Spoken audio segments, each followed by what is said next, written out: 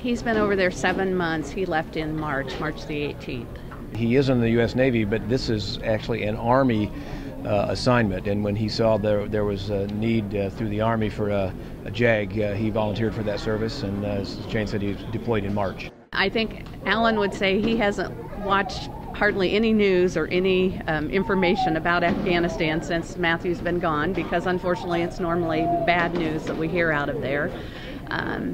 I think we knew we were under a lot of stress, and just every day you wake up saying, just keep him safe one more day and get him back home to us, and you just kind of live through that. And so then when we knew he was back on U.S. soil, you get this great sense of relief.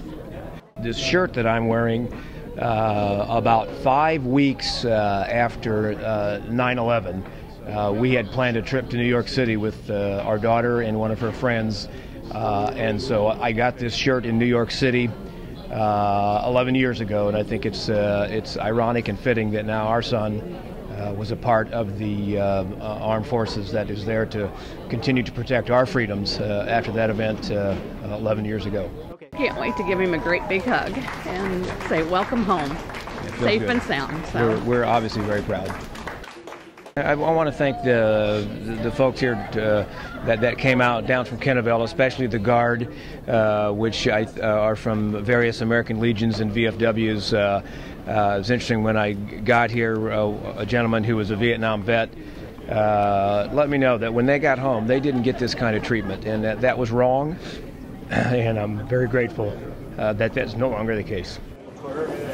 Guard, attend, hut!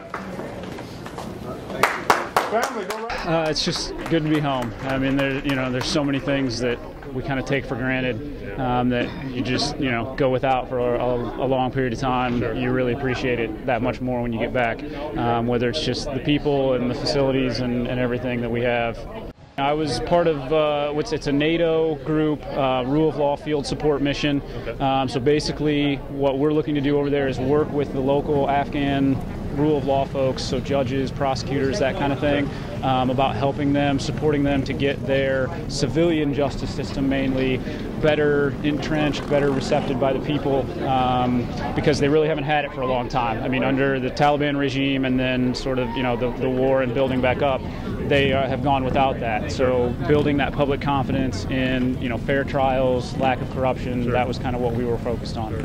Just across the board from, the date I set foot at Baltimore coming back, people have been just really supportive. Yeah. I've been, I'm lucky to serve at a time when people are very supportive, even though they may have, political disagreements with what's going on, they still are very supportive of us at an individual level. So, family, no exception there.